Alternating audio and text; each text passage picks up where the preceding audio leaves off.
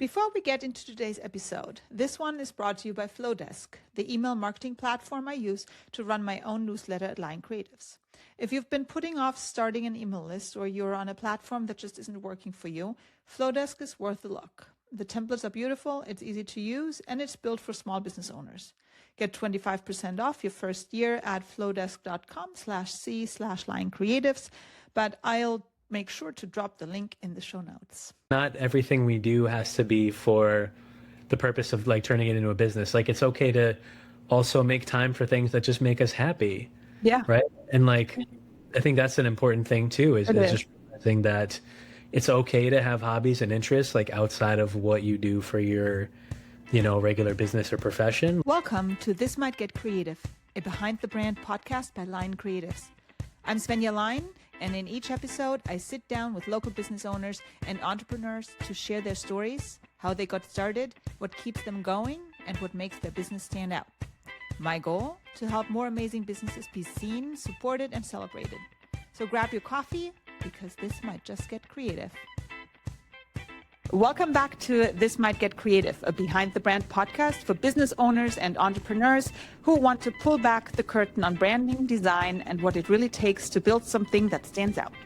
Today's conversation is about what happens when you spend 16 years helping the world's biggest brands find their voice and then realize you've lost touch with your own. I'm joined by Eric Vasquez, a ProMax award-winning key art designer and design director based in New York City. Over a 16-year career, Eric has crafted high-profile campaigns for NBC, SYFY, Oxygen, Major League Baseball, WWE, A+E Networks, HGTV, and Wondery.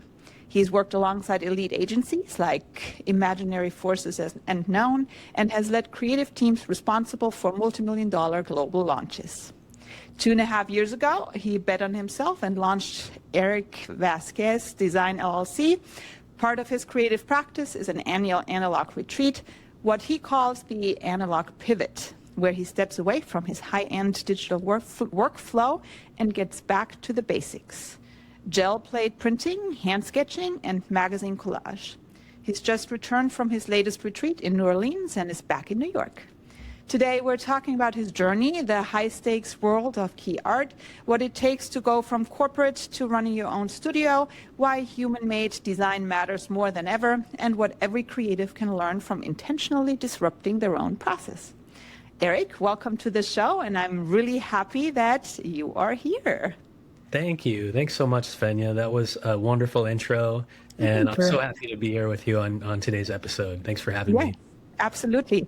We both are in the creative field, and I really, when we talked yesterday, it was really nice to hear your story and also to talk about, the creative analog art piece of the whole journey, and very interesting. But before we get started, tell us a little bit about yourself and how it got started. How did Eric Vasquez LLC happen?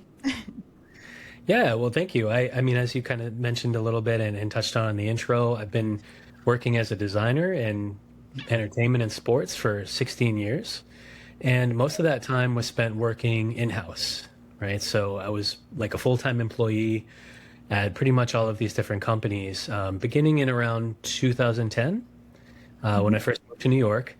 And it's funny, we were talking about it a little bit yesterday, but my story kind of began with a bit of a life scare, a big life-altering event that was unexpected. And that was, it all kind of started by being fired from my first design job out of college. And, I was working in Connecticut for like a corporate events company, kind of cutting my teeth a little bit, so to say, and learn the ropes. But I was let go. And when that happened, my girlfriend at the time, who's now my wife, we were seeing each other long distance from Connecticut to New York. And I thought to myself, well, I can either stay in Connecticut or, we can move in together and we can just make this happen in New York. So I decided to pack my bags, get out of Connecticut and go to the city. And right as I was about to move in to my first Brooklyn apartment with my girlfriend, I was working out at the gym and I was adjusting one of those like incline benches. And I accidentally cut my hand under the bench and it turned into like a really bad like staph infection. Yeah. I ended up being hospitalized for Oh, 6 wow. nights. And the doctors said, I was really lucky that it didn't spread to my bones. It could have taken me out for good. But the issue, aside from that, I mean, that was a pretty big issue. But Yeah. I was literally about to start a job working for a company called Indica Entertainment Advertising in New York City.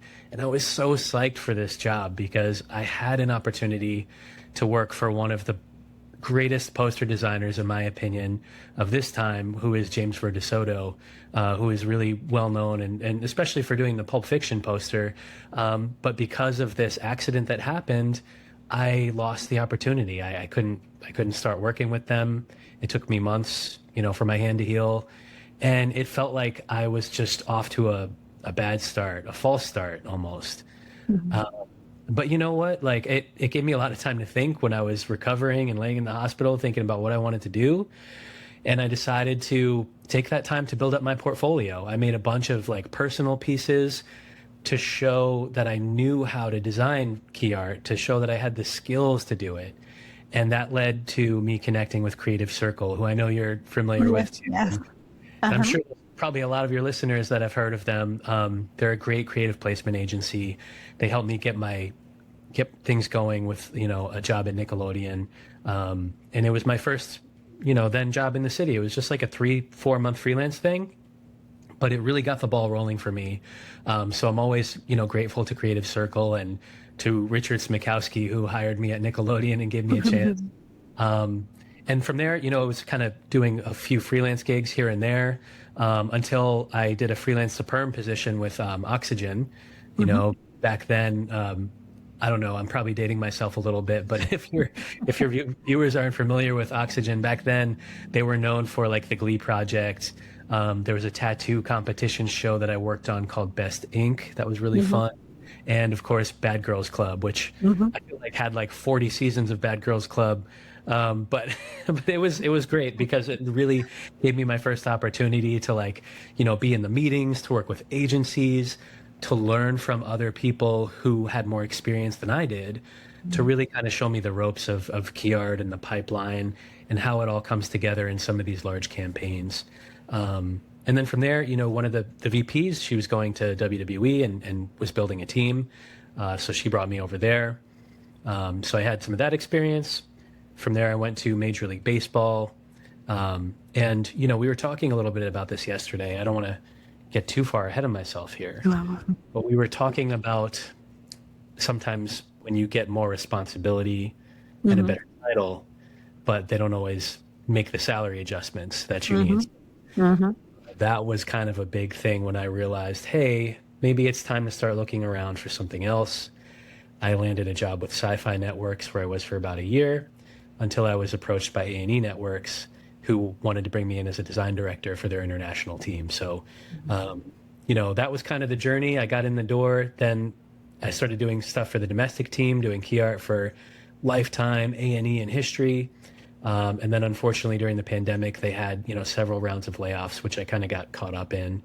But it gave me, again, another opportunity to reflect and say to myself, hey, I could take this adversity and maybe turn it into a good thing. And that is what eventually led me to betting on myself and saying, you know what, I'm tired of kind of leaving my fate in everyone else's hands. And, like I said to you yesterday, sometimes it feels like you're living or renting in a building that they can demolish anytime without notice. So that was really what kind of gave me the courage and the motivation to start my own thing and build Eric Vasquez Design. I love it. So but when you say, and I think that is true for a lot of things, that sometimes, what do they say? Life gives you lemons, and you just have to make lemonade from it. So I think when you experience these things and life gets difficult, you lose your job, you have to pivot, you're injured, like you said. And if you take it as failure, or if you don't, if you stop doing what you're doing just because of that little obstacle in the way, maybe bigger obstacle sometimes, but Sure. if you keep going and if you have something in mind, it's not actually failure, or it's not actually a bad thing. Sometimes, especially when you then, you find your way to create your own thing and to be clear in what you want to do, that is learning. And I think everyone needs that. And even if there's younger listeners that talked a little bit about that yesterday as well, that I was in the high school and we were talking about that you have an idea, just keep going. And if it gets hard, don't think it's hard. Take it as an advantage, because then you can learn. So yeah, you're 100% right. And it's easy to kind of look at those things and think like, man, like this isn't fair, this sucks. And sometimes it does, but I think if your heart is in something, like you'll find a way to keep going. And I know it can be difficult sometimes when those things happen. Like, around the time when I was laid off from A&E, I had unfortunately lost my mom to stomach cancer at the same time. It was such a gut punch, but it was that exact moment that made me feel like, like life is short, and like anything can happen. And I would rather go out on my own and fail than just, remain feeling stuck building someone else's dreams instead of my own. Yes. No, I absolutely agree. And the other thing that you said was about not being compensated for the work that you're doing. Yeah. And I think that is I'm pretty sure that is true in a lot of professions, but I feel like that in design, it is, maybe because I'm a designer and I feel it more, but sometimes it is hard to really make other people see the value that you're giving. 100%. Yeah. We talked about that a little bit too. And you were saying how, I hope it's okay to bring this up, but in one of the things that you had mentioned is how you had done some work in the fitness industry, and how, sometimes like the clients just don't understand the value that you're bringing to them. Yes, absolutely. The value of branding, because I think there's a disconnect between knowing that everybody thinks they need a logo, and that's fine, so they have a logo. But I don't think everybody understands the importance of the strategy behind that logo and about telling your story. But we'll get back to that one in a little bit. Let's stay with your experience. So what I would like to know is, what is the difference between working for other people, with an agency, maybe specifically with an agency, and your own? What's the difference? Yeah. I think there are some big differences. I mean, working in-house for like networks, right? And like companies that have these big teams. One of the biggest differences between that and an agency, I will say, is that usually there are maybe like somewhat longer timelines. I mean, there's fast turnarounds, but nothing is quite like working at that agency in-house with the constant churning, right? It's like as soon as one project ends, you're thrown right into the next one.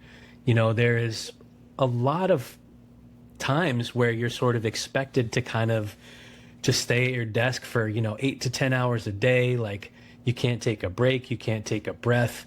I mean, it's a grind, and it can be great for building experience, but I don't think I know it's not for me, not for a long term, right? It's like I could do it for a little while, but eventually, like, I need a break. Like, I need to feel like it's okay to go and grab lunch and like not be at my desk eating my lunch. And I need to feel like it's okay to maybe go for a quick workout at lunchtime, because I know that doing that is going to allow me to show up and do the best that I can. And I don't know how you feel about this, Svenja, but I feel like sometimes like the best ideas don't come to us until we give ourselves a little bit of space to like get away from the screens, to get away from the noise, and to just allow ourselves to pause, right? To go out and take a breath. And we need that. And in an agency, like you don't really get the opportunity to do that. If you do, it feels like you're like pulling teeth, right? So to answer your question, I think now that I'm kind of working for myself, like I treat my business seriously. I take a lot of pride in it, but I also understand the importance of like health over hustle. And that is something that I, wear proudly because for me, I get it. Like I need to go for a walk in the morning before I start working. I go to the gym, but I still get it. I still get my work done. And to me, that's proof that there is a better way to do it, that it doesn't have to be constant work, constant grinding, and that you don't have to earn the right to rest. Oh, absolutely. I absolutely agree with that. If when people that know me, I need my run. So if I don't run, I'm maybe not a nice person. Good thing I run every day. But what you said, I don't think you can be creative 24/7. That's just not possible. And if you are, then you're superhuman. I don't think anyone can do that. Yeah. And I also believe that working for someone else, not necessarily an agency, some other business that you're working for, of course it has its benefits. You have a regular income, you have less responsibility, you do not wear the head of an accountant, which I absolutely do not like. But on the other hand, if you're stuck in an office all day, you're missing out on big parts of your life, like taking the dogs out for a walk, spending time with your kids, going on a trip. And I mean, we have it good in that sense that we can just take our computer and go everywhere. So True. we can just go camping if we wanted to and can still, do some work. Exactly. If we wanted to. But Yes, I think that's important if we wanted to. Yeah. But I think that's important to really stay on top of creativity, to be creative when it matters, and also to have that balance between not doing something at the moment. Yes. I think that's very important. Yes. You're right. And just to quickly like add on to what you were saying there, I think it's, to think of it like your cup, right? Like you can't pour from an empty cup. You have to like replenish the well to go out and get inspiration. That's the only way that you can stay inspired and motivated and creative. And you're right. It's hard. Like when you work for yourself, you don't always have a project manager or an accountant who's like staying on top of you. Be like, did you send out your invoices? Did you put money aside for taxes? Are you paying your own benefits? Yeah, like all of that stuff. Like those are some of the things that I think have been the most difficult to like get a handle on and really learn, like going from working for someone else to doing it for myself is like being on top of all of those things. It's the less glamorous side of exactly business. That's true. But then on the other hand, again, you can make it a positive thing too, because you can think, wow, now I'm learning accounting because now I'm forced to do this, and now it's making your brain work a little bit more. Who knows? Maybe it helps you in the long run. So, but speaking of that, so your analog pivot to New Orleans. Tell us about that. How did that start? What is it? What are you doing? If you haven't been, I would encourage you and everybody, all of your listeners, to try and visit New Orleans at least once, twice. For me, I'm very lucky because my wife grew up there. So every year we drive down with our 2 dogs for the holidays, and we try to stay there for as long as we can to kind of wait out the cold weather in New York. I'm leaning into the snowbird life. But, I love it there. There's so much art and music and culture and food. And it's kind of like what we were just talking about, like when you need to like refill your cup, right? And your surroundings, have new experiences, just live life a little bit, And that's really for me, like where the magic is. I went down there this past year and, we went out for Mardi Gras. We got dressed up in these crazy costumes and we're out in parades and, but you can be whoever you want to be. And it's like, they're very, accepting of all different kinds of people, which I love. And that just it fills my heart with just happiness. And like, I always come back feeling really good. So it was an opportunity for me to kind of like reset a little bit. Mhm. But the other thing that is important to mention, I think, is that, when you're in the everyday kind of like mode of just, sometimes you get in a rhythm, right? And it's like rinse and repeat, like get up, work, blah, blah, blah. It kind of allows you to break that cycle a little bit. At least it did for me, to be able to like go somewhere else and take a moment to look at like, what am I focusing on? Like, what do I want to accomplish this year? Like, where am I at? And what do I maybe want to do a little bit differently? And for me, one of those big things is a very, hot topic right now, which is AI. And I think that's something that has been on a lot of people's minds. Everybody's been talking about it and how, some people think it's a good thing. Some people are a little afraid and scared of what it might do, what it might mean. I can tell you that as far as, the entertainment side of things, I think it's been scary for a lot of people, not just writers and actors and, visual effects artists, but also for people like me who do the marketing and the post-production stuff to promote these films, because it's hard sometimes enough to get those opportunities. But now when people are like, oh, well, why would I pay, Eric Vasquez like $10,000 to $15,000 to do our, key art campaign when I can just do it in AI in 10 minutes, Mhm. And I think that's a big thing right now, right? And personally, like we talked about a little bit yesterday, you and I, like, I feel like AI is okay if you're using it as a tool, but I will not let it replace the creativity that I've spent my entire life loving and trying to become better at. And, it's been such a big part of who I am that like I will not just, outsource the creativity to AI. Like that is what I love. And art and expression is such a human thing that it basically allowed me to take a step back and say, you know what, like I want to incorporate more of the human side of creativity into my workflow. And if that means I can do it and still work in entertainment, great. But if not, and if things are really changing, then like I'm going to try to set myself up to try to AI proof my business and show people that the real value is still in the heart of human creativity. Absolutely.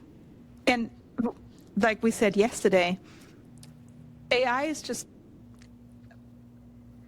how can I put this? So I think AI is helpful, like you said.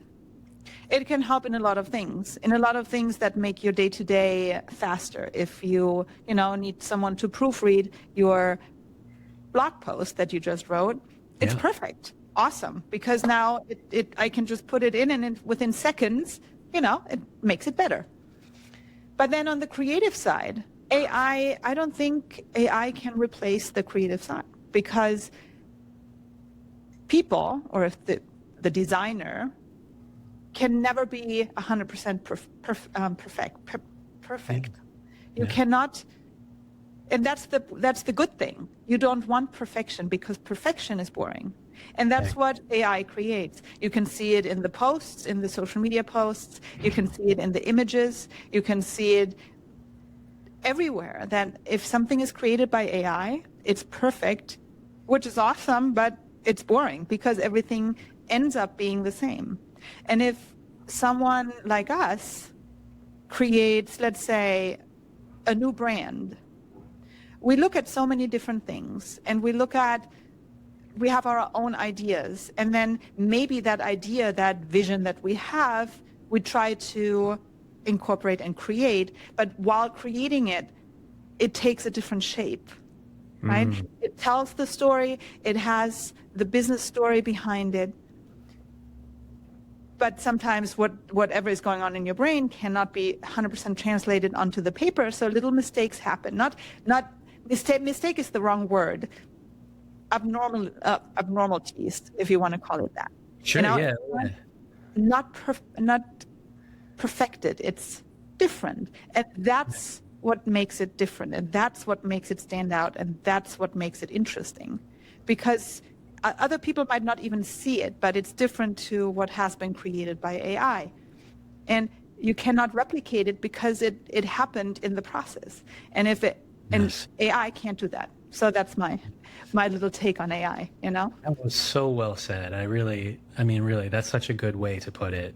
And you're right. There's the happy accidents and the Yeah. imperfections Yeah. that make something even more beautiful, you know? Yes.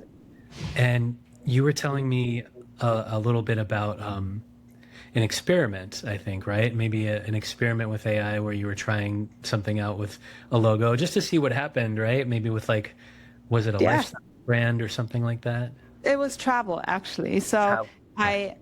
I put in just to get some ideas, and I said, well, let's create a logo for a travel agency. And of course, what did it come up with? With a plane and a car and luggage. You know, it was just, okay, cool, but I could have thought of that myself. Yeah. I mean, that's the first step. The next step is, okay, so these are the elements that really 100% translate what it is, but what makes this business special? What is different from this business to other? What's their story? And the story behind it was her own experience into traveling in general. So it was where her favorite places were. It was what she loved when she went to that place. She saw these little tiles on the walls in the kitchen of I think it was it Greece, and she loved the texture of that, which I did not know. But by going a little bit more deeper into what she told me about the business, you were able to take out these little things and create a branding out of that made this branding special to her. And then, and on the other hand, she is able to tell her story through her branding, Yes. which makes it then different to an airplane or luggage. You know, it has no Right. meaning. So, Yeah. yeah. I was really thinking about that a lot because it's, those are like, it's like the obvious things, right? The things that come to your mind first. And it reminds me of like when you're in art school and you're doing thumbnail sketches, and it's like the first thing is oftentimes not the best thing, but you have to kind of do it to get it out of the way so that you can get past that first idea, get to the deeper heart of the story, because that's where the real value is, like you were just saying. Yes. And I kind of think of key art and branding to be very closely related, because when you're designing a poster, right, for a movie, for a show, for a podcast, you're thinking about, well, like, how do I tell that story, right? And everything in that image has to mean something. You're deliberately making hundreds of thousands of choices, right? And then once you have that poster, now you kind of have like a little brand, right? There's like a style or look to the poster. You've got your logo, your typefaces, your colors, maybe some textures or patterns. And when you carry that across, everything from, signage, we call it like out of home, right? Like signage, boards, that kind of thing, subway ads, and even digital and social stuff, like there has to be a consistency, right? And just like a strong brand, you need to have that consistent, cohesive voice so that when people see it, they remember it, right? And it's that kind of repetition of getting it in front of people that makes them remember something. And they might not remember every single detail about it, but they will probably remember the way that it made them feel. If you can make them feel something. And for me, AI just doesn't really make me feel much of anything. Like, I need that like raw, tactile emotion, I need something that feels like it means something, like it wasn't just spit out in 5 seconds. And to me, that's the thing, is that if AI is cheap, fast, and anyone can do it, it's like the plastic of design, right? Where the real value comes from the stuff that you're talking about, like talking to your clients, understanding like the things that have a lot of meaning for them, and how can I translate that into these visuals and into this strong, unique, memorable brand identity. And the unique part, that's where the magic is, because that's what gives you the connection to it. It might be that little mistake that happened during like when you're drawing, maybe the pen slipped a little bit, or I don't know, some kind of ink splotch or something like that, and that is the thing that stands out, and that's what makes people feel something. And AI can't do that because AI is trained to make it perfect. And perfection is not the goal. Perfection is boring, like you said. Yeah, And it's boring. it's just this like unattainable thing that people chase after. And really, you know, this kind of takes us to the next thing, if it's okay. I don't want to Oh, no, too much. absolutely. Yeah. But when you're talking about drawing and doing tactile art, right, there's a craft, right? Whether you're painting or drawing or knitting or any of those things, right? There's you're leaving some things up to chance, Yep. right? There's room for these mistakes. There's room to go down these unexpected paths. And so for me this year, I started doing like a 30-day drawing challenge. Love it. Thanks. Love it.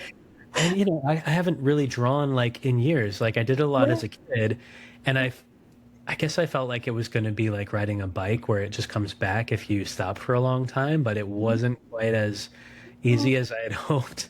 So I had done this 30-day challenge to try and like relearn because like I said, I wanted to get back to the human art, the human creativity. And you know, sometimes when I'm drawing it, it's like, okay, like I can see the mistakes, but I just go over them. You know, I'm not trying to hide them or cover them up. And even with gel plate printing, which is a new thing I've been trying too, when you're pulling a print and lifting that paper off of the ink, you know, there's textures, there's grit, there's things that you just can't really replicate digitally. And that's special. To me that means something. And that's where the beauty is in creating art. Yes. So I want to know more about that challenge. What did you draw? Because I'm totally into those challenges. I did a 100-day drawing challenge once before, and Wow. I need to do it again. So it was so awesome. But then at one point I was just drawing, and I was drawing for hours, and then I couldn't. So I needed to put a little end to it, but because it took up all my time. But tell me, what did you draw? Well, it's funny. I mean, a 100-day challenge is epic. I was like, okay, I'm going to start small, right? I started with 30 days. But for the first few days, it was very much just like gesture, line of action. You know, like you'll hear people say like, you know, draw the S curve or the C curve that kind of captures the movement of something. And it was a lot of that. And what I did is, I'm trying to remember the website. I think the website was actually called Line of Action. I know that one. Yes, I did that. Yeah. And there's a couple of others, right, where you can like set a timer and it like changes the pose every minute or however long. Yeah. So it's doing a lot of that because, you know, for me, it was like, okay, I don't want to spend too long on one thing, right? It's easy to just like obsess over the details. So for me, one of the hardest things when I'm trying to relearn is to let go of that a little bit, let go of the urge to seek out perfection, right? And just capture the essence, capture the heart of something. And from there, I then kind of started focusing on like individual, like, you know, anatomy, right? Like the head, the eyes, the lips, all the mouth, all of that stuff. And then just kind of building on that, you know, getting the foundation, working on the values, the foreshortening and perspective. And I feel like doing that 30 days, like I saw a pretty big jump in my progress. And I'm sharing a little bit of that over on my Instagram. And I have probably about 10 or 12 drawings from the 30 days that like I'm pretty happy with that I'm going to share soon. Yes. Oh, I want to see. When I did it, I did similar. I had that, what is it called? Line of action or line of action. Oh, I love that. And that's when I got lost. Like I was drawing the whole time, and then I love drawing hands for some reason.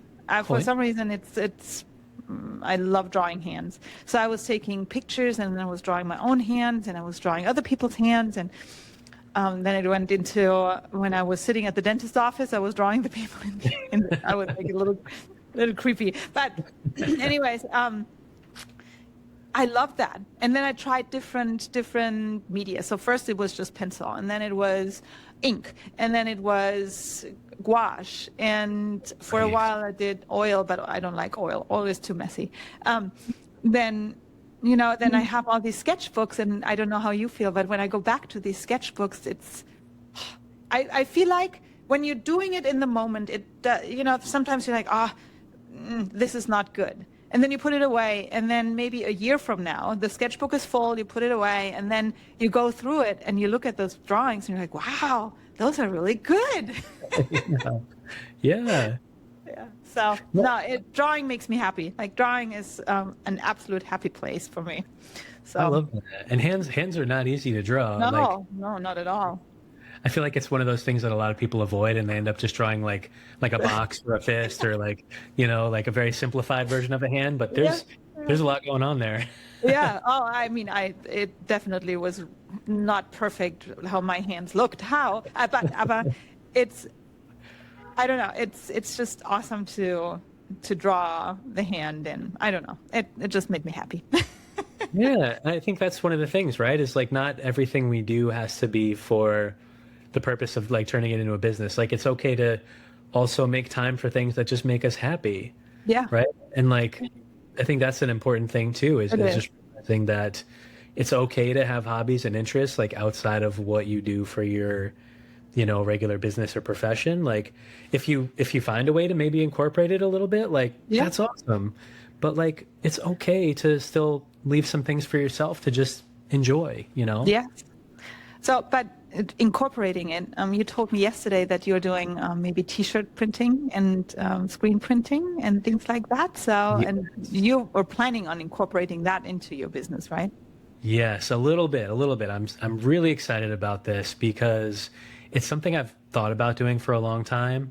And I just signed up for a screen printing class. In New York, there's a place called Lower East Side Printing. Which is funny because it's not actually on the Lower East Side. Like it's but it's called Lower East Side. Okay. I'm just, I thought it'd be fun. Like just go into it. When I was in high school, I had a graphic design class that taught screen printing. And I had no idea that this was kind of a rare thing in my high school at the time. I grew up in Sandy Hook, Connecticut, and went to Newtown High School. And I remember my teacher, his name was Kurt Ryder. He was a great guy. He looked exactly like Ned Flanders from The Simpsons.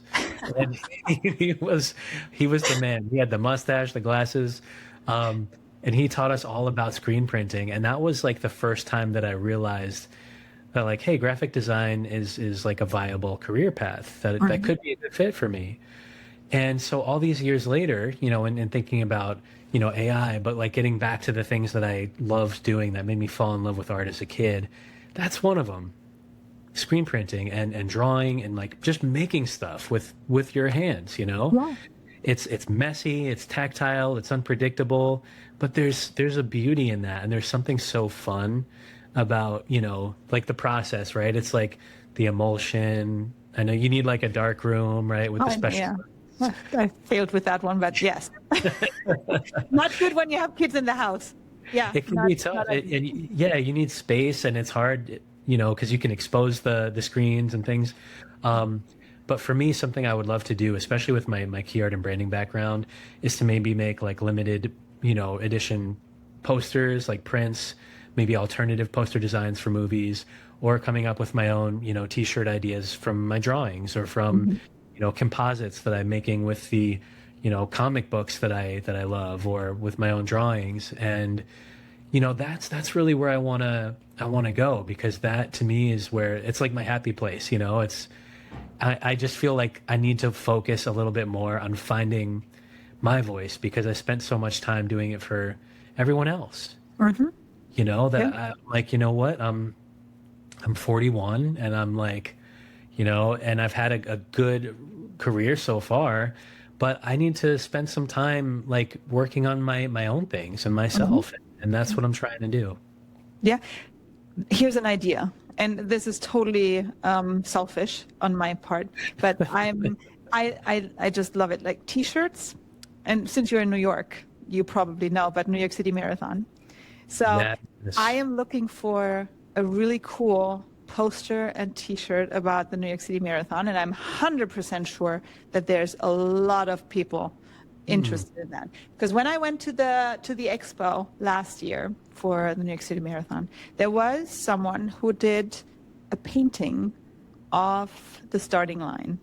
Oh wow. And I paid a lot of money for that painting, but it was so pretty, it was so nice, and it was just so special. It was I think it was watercolor, I believe, and then a print.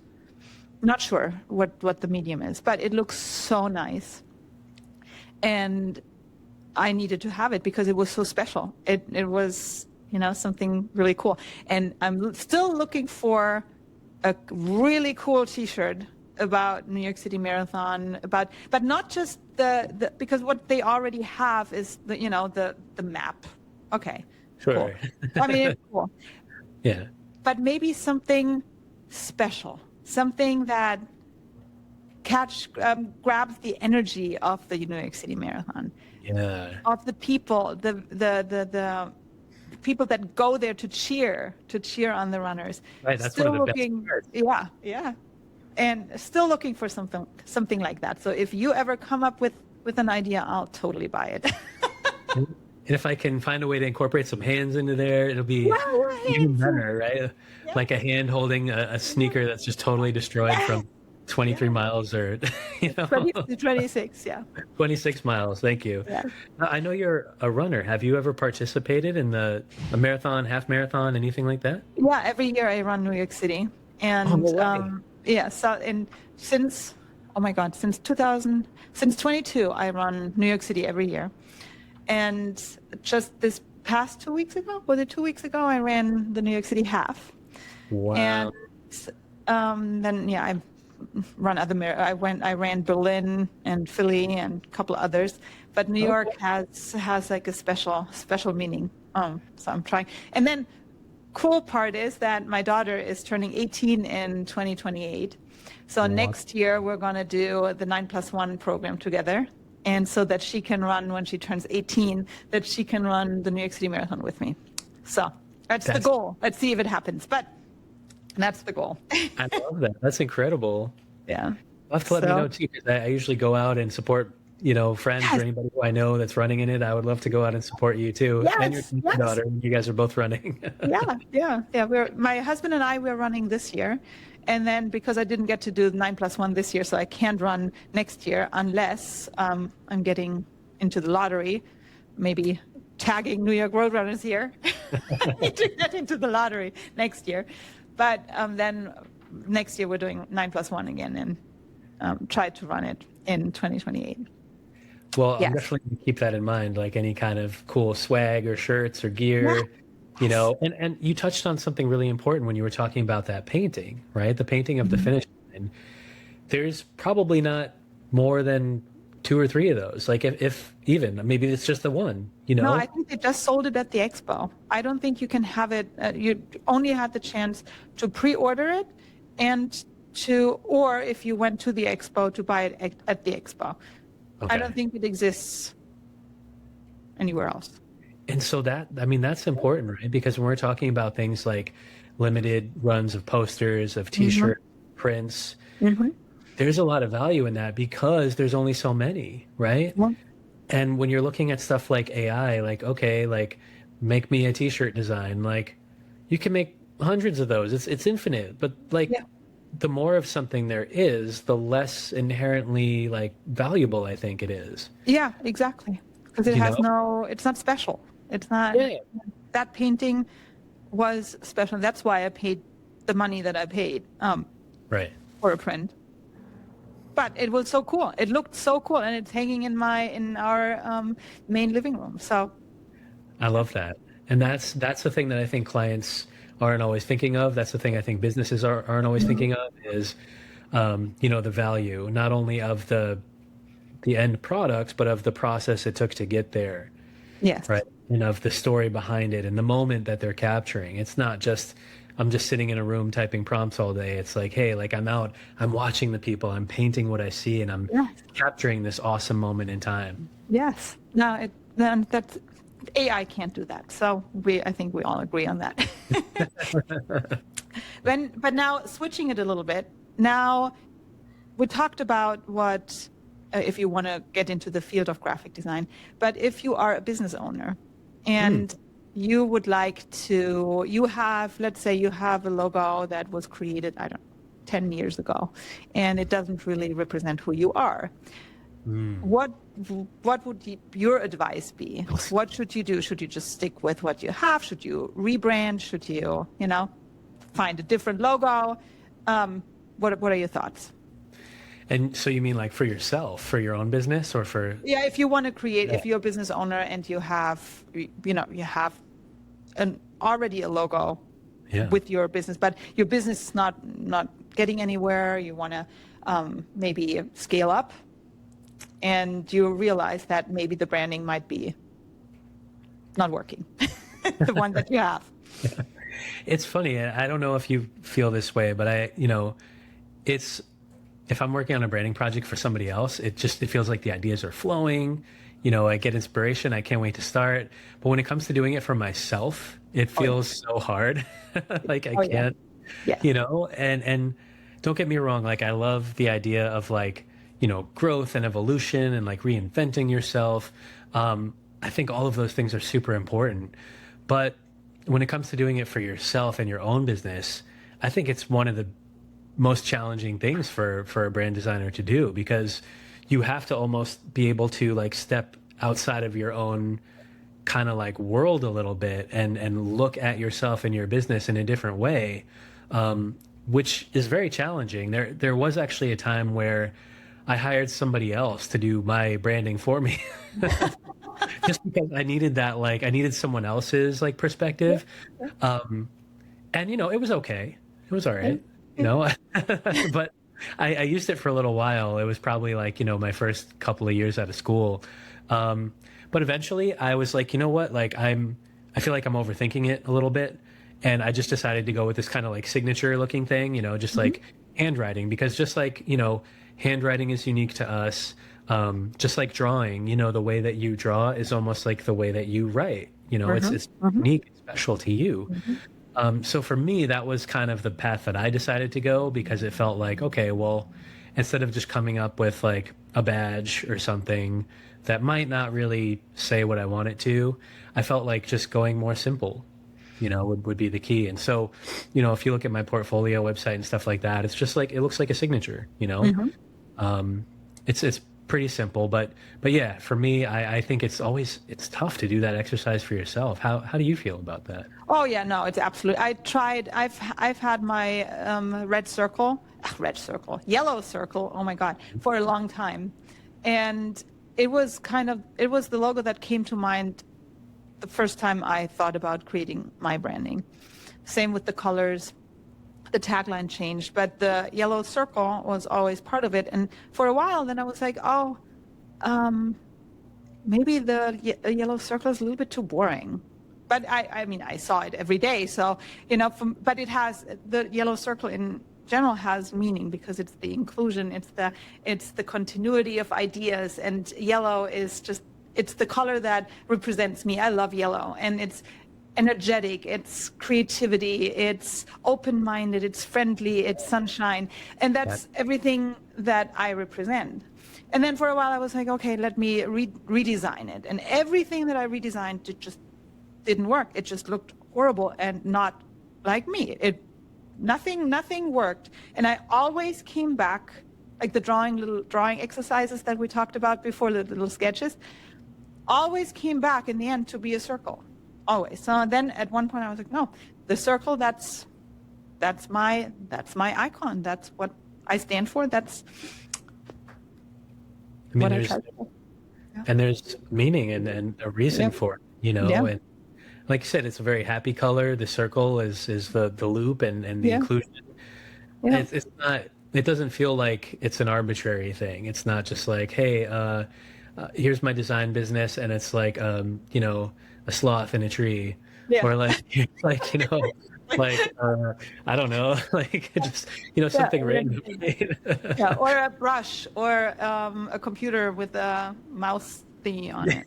But, like there's so many bad logos, but I think it's a really tough exercise. But I would still encourage everyone to do it, to think about maybe a better way to phrase it or to reframe it is to think about like, what are the values, right? Like, what are your values as a creative, as a business owner? What are the things that are important to you that you want to express and communicate through your branding and your logo? And then kind of exploring and seeing how you can do that visually. I think maybe that would be a better way to do it, you know? Yeah, and also let's step away from the creatives, but if you're a regular business owner, not creative business owner, think about your story. Think about who you are. Think about what you want your client to feel when they see your logo. What do you want them to think? What do they see when they look at your icon? Right. Does that reflect your story? Does that reflect who you are and what you want your business to be? And if that's the case, maybe the logo can be improved a little bit after a while, maybe made more modern. But then it's a strong brand as long as you can have a story behind it. If there's no story, then the logo is just a logo. It's just a picture. The picture, yeah. And then you have nothing to tell. Like, what are you talking? Like, what is your logo saying, and why did you pick it? So I think that's important. And if you are thinking about a rebrand, think about why you want to do this first, and not just because I'm a branding designer. I would encourage anyone that is not in the creative field, or even, like you said, you hired someone else to do your logo. Yeah. Find outside help to do it. Do not ask ChatGPT to create it for you, because then you will be just one in a million. Right. Not one off, like you will be the same. Yeah, you will be the same as those millions. If you want to stand out, and if you want to rebrand and have a new story to tell, or if you just have your story to tell, find someone who can really help you with that. Someone who specializes in it, who knows how to bring your story into one concept that tells the whole story with not a lot of clutter. Hey, you know, when you were talking about that, it reminded me of something else too, where a couple of years ago, like during maybe the height of the pandemic in like 2020 to 2022, sometime around there, I got really into like design coaching. I had a program, I was doing mentoring and coaching for people. And, you know, this was just another thing that I tried. Like, you know, I did it for a while. I realized it wasn't for me after a while, but it wasn't a failure. I still learned a lot from it. But one of the most important exercises that I remember doing when I was starting off is I reached out to a bunch of people, maybe like 20, 30 people that I knew. And I asked them a series of questions like, you know, what is my superpower? Like, what is something that you think I'm good at? What is something that you would come to me for and nobody else?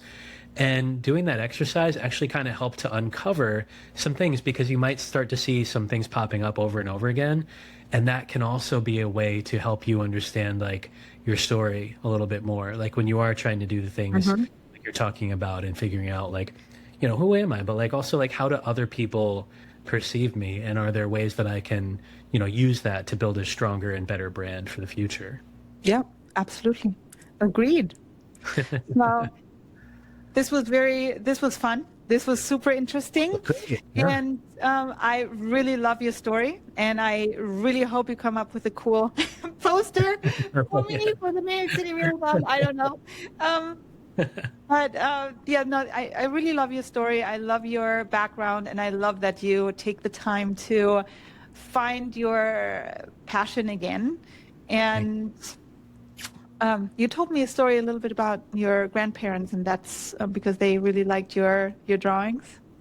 Yeah. Yeah. Yeah. It was really, I mean, just as a kid, I'm sure there are probably others out there who might have had a similar experience, but you know, I never knew my father. I never met my dad.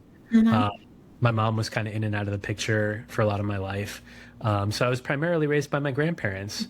And, you know, they were the ones who, like, from a very young age, like, encouraged my artistic talent. They bought me my first comic books that, you know, I learned how to draw from. And they were the ones that really, like, nurtured that, like, creative side in me, which is actually why I have this tattoo. I don't know if you can see. Yes. It says Marilyn. So that was my grandmother's name. Oh, nice. So she meant everything to me. And, you know, so that was a way for me to remember her.